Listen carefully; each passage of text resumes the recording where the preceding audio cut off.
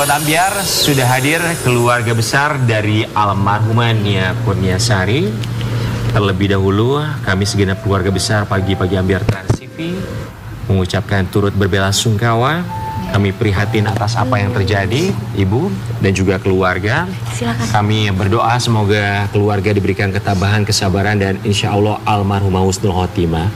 Di sini Sobat Ambiar sudah ada Ibu Eli yang merupakan ibunda dari Nia Kurniasari. Kemudian juga di sini sudah ada Mayang ya. Mayang ini adalah adik dari Nia. Kemudian juga ada Kifli. Kifli di sini adalah adiknya, betul ya? Adik, dan juga di sini ada Mbak Ratu ya. Mbak Ratu bagian dari keluarga. Kemudian juga ada kedua orang paman dari Nia. Kalau Mas ini, maaf namanya siapa? Sorry. Yahya. Mas Yahya ini yang membantu untuk mencari saat itu ya. Pamannya juga, ya, adik Pamannya dari juga. ibu ini. Oh, adiknya dari, berarti omnya Nia ya?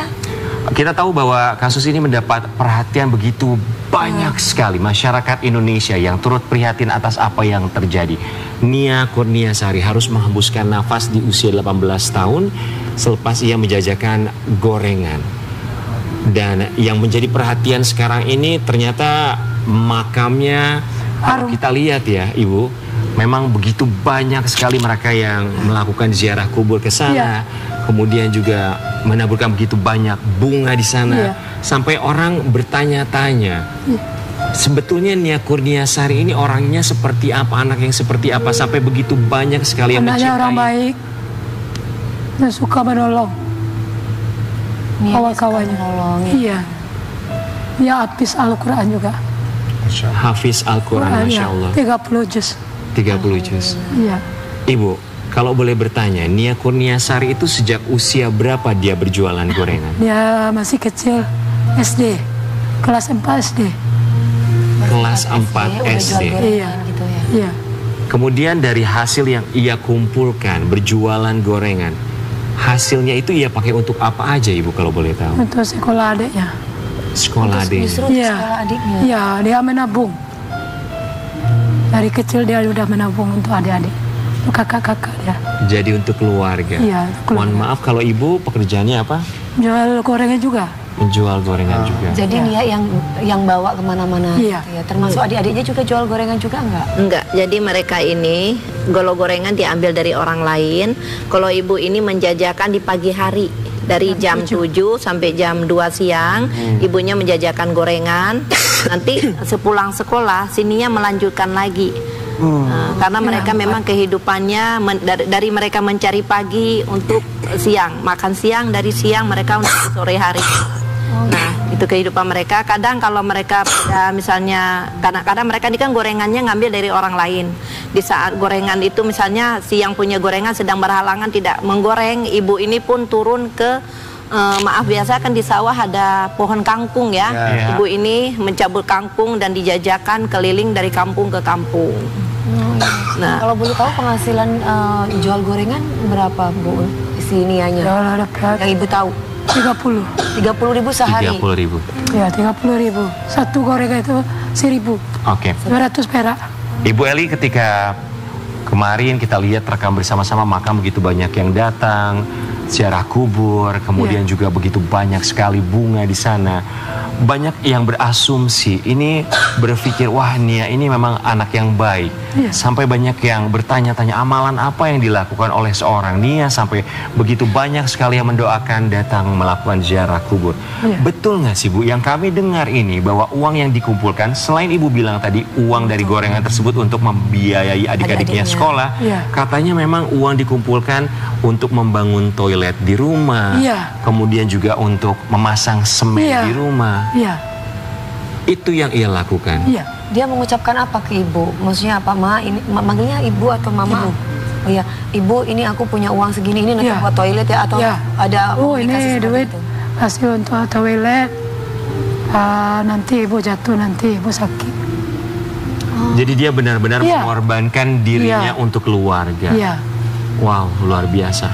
Dari situ kita tahu bahwa mungkin ini adalah amalan yang dilakukan oleh seorang Nia semasa hidupnya. Sebenarnya saya tambahkan sedikit, dia tidak hanya menjual dari gorengan. Kita tahu penghasilan gorengan itu kan hanya 30.000 per hari dan mereka hanya untuk makan. Tapi daerah kayu tanam itu kan daerah penghasil durian ya. Bayangkan anak seusia itu dia mendorong gerobak durian di pinggir jalan. Dari hasil durian tersebut mereka sudah mulai membelikan kayu-kayu. Memang rumahnya hanya hanya kayu yang dipaku. Ya, cukup miris kalau kita lihat keadaannya. Dia musim apapun dia lakukan karena daerah kayu tanam itu daerah penghasil durian. Di musim durian pun dia berjualan durian. Disitulah dia awal mula membangun sebuah rumah. Wow, jadi kerja keras yang luar biasa untuk sekali. keluarga ya. Baik untuk Ibu Ratu dan juga Ibu Eli, kita juga mau kasih lihat ada satu artikel yang ini juga tentu saja kita harus apresiasi kerja keras pihak kepolisian sampai akhirnya bisa menangkap sang pelaku. Berkas perkara pembunuhan Nia Kurniasari telah diperbaiki. Indra Septiarman dihukum mati. Dari pihak keluarga pasti sudah tahu kasus ini sudah sejauh mana update-nya ya? Sudah, saat ini karena kita nge-up terus ya. Cuma harapan besar dari Indra, biasa yang dikenal di pihak media adalah Indragon. Sebenarnya kalau bisa hukumannya adalah tidak hanya 20 tahun. Karena sebenarnya dia ini bukan hanya kejadian hari itu yang terencana oleh dia. Sudah 2 kali dia mengincar, cuma tidak pernah dapat. Karena setiap dia mengincar ada orang lewat, kali kedua ada orang lewat. Nah, kali ketiga di hari itu, mungkin udah hari naas untuk almarhum. Ya, tepat di jam kurang lebih jam 6 sore itu, biasanya kan katanya pulangnya di jam 7. Tidak datang. Nah, di hari itulah hari naas yang terjadi pada almarhum Nia Kurniasari. Itu adalah cara ketiga yang dilakukan oleh si pelaku ini. Maaf Bu Ratu, saya potong. Tadi Ibu bilang bahwa sebetulnya ini bukan kali pertama dia merencanakan untuk melakukan ruda paksa tersebut. 2 kali sebelumnya dia sudah mencoba untuk melakukan usaha tersebut. Ibu, apakah terhadap Nia atau ada orang lain lagi? Terhadap Nia. Nah, jadi terhadap Nia ini sendiri, ini adalah juga keterangan dari si Indra tersebut. Dia sudah 2 kali, tapi dia tidak mendapatkan karena mungkin kondisi saat itu yang masih kondusif mungkin ya. Akhirnya dia mendapatkan kali yang ketiga. Jadi dari pihak kami keluarga pun, karena kita ngelihat juga latar belakang Indra ini kan juga ada kasus-kasus lain ya. Kira-kira motifnya apa Bu? Kok sampai diincar berkali-kali? Pertama mungkin kalau kita lihat motifnya ya, Nia ini di kampungnya itu kan mojang desa kalau kita bilang. Cantik. Dia sangat cantik. Dia lulusan SMA, kemudian juga pekerja keras ya, namanya apalagi residivis ya. Suaranya bagus, ngajinya. Kalau suara jangan ditanya lagi ya, Masya Allah. Apa karena dia mungkin suka, kan bisa jadi nggak mau atau apa, jadi mungkin. Nah, kalau kita bilang suka, kita nggak tahu karena si Indra ini kan bukan orangnya on time, selalu stay di kampung itu. Dia orang yang keluar masuk, orang yang merantau. Berapa lama sekali dia baru datang. Ibu Ratu, tahan sebentar, kita juga mau kasih lihat ini ada alasan dan juga penjelasan dari tersangka. Apapun itu alasan dan juga penjelasannya jelas tidak dibenarkan. Kita kasih lihat sama ini.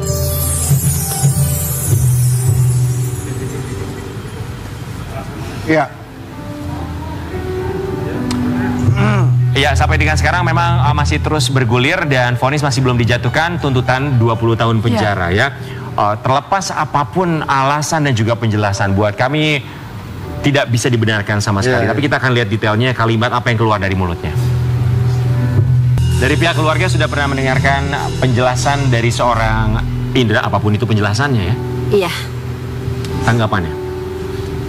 Bagi kami, alasan itu kan apapun sebuah alibi untuk melakukan pembelaan diri. Tetapi di sini kami tetap memegang dan percaya pada hukum, bahwa hukuman yang tepat adalah, karena kami yakin ini bisa terjadi pada. Kami berharap tidak ada lagi Nia yang lainnya. Betul sekali. Dan kami juga berharap dan kami juga yakin bahwa keadilan di sini masih bisa kita percaya. Betul sekali. Kita berharap keluarga mendapatkan tentu saja keadilan yang seadil-adilnya dan juga pelaku mendapatkan hukuman yang seberat-beratnya. Kita akan kembali saat lagi. Tetap di PG Pagi Update.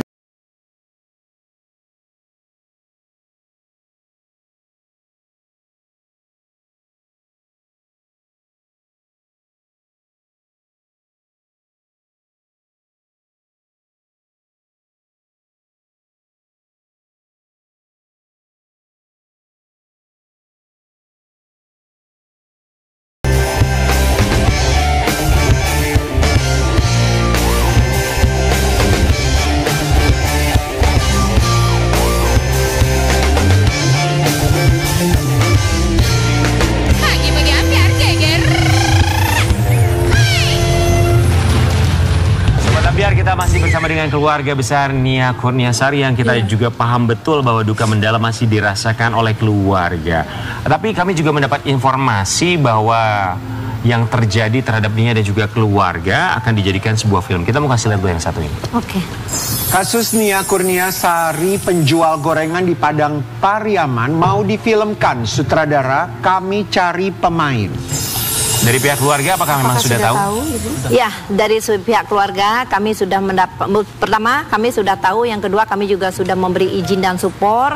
Kemudian kita akan memberikanlah kebebasan mereka untuk mengangkat semua cerita ini, di mana dari pihak sutradaranya sendiri ya, sebenarnya dari teman kita juga Mas Aditya Gumai sebagai penulis dan ini, dan harapan besar kita adalah dari difilmkan ini sebenarnya kita bukan ingin mengangkat sebuah tragedi itu untuk dikenang sama keluarganya, tetapi kita melihat sosok Kurniasari ini adalah, beliau adalah sosok motivasi di zaman milenial seperti sekarang ini. Ini anaknya tanpa gengsi, jadi ini hidup yang tanpa gengsi, dia berkorban dari keluarga, ingin mewujudkan cita-cita adiknya, orang tuanya. Ya. Ini juga PR buat pemerintahan yang ada buat pemerintah ya di Padang itu ternyata Padang Pariaman ya, Kabupaten Padang Pariaman, karena yang kami dengar informasinya bahwa di sana di lokasi tersebut tepatnya gelap, jadi mohon tolong bantuannya agar bisa Desa diberikan Kayu Tanam, memang sayang karena masih banyak gadis-gadis lainnya, mereka pergi mengaji di malam hari, mereka pulang kurang penerangan. Baik, Ibu Ratu terima kasih banyak dan juga pihak keluarga. Ibu Ali terima kasih banyak. Mari boleh silakan bagi berdiri. Kita harus pamit di pagi hari ini. Sobat Ambiar, yang pasti kita juga di sini mengajak Sobat Ambiar untuk mendoakan semoga keluarga ketabahan, keikhlasan dan juga kekuatan diberikan sebesar-besarnya, pun juga dengan almarhumah semoga sudah tenang di sana, dan juga kita berharap ini bisa menjadi pembelajaran bagi kita semua agar kita juga bisa mengontrol emosi, dan juga tentu saja kita juga berharap sekali lagi buat Sobat Ambiar di luar sana, jika memang memiliki akses dengan pemerintah Kabupaten Padang Pariaman, tidak ada salahnya jika memang mereka diberikan fasilitas lampu agar memang tempatnya semakin terang dan juga meminimalisir tindak kriminal yang ada di sana. Baik, terima kasih banyak untuk semua bintang tamu kita di pagi hari ini. Sekali lagi Ibu, terima kasih banyak. Salam untuk keluarga di Padang Pariaman. Dan buat Sobat Ambiar, kita akan kembali lagi besok tentunya hanya di Pagi-Pagi Ambiar.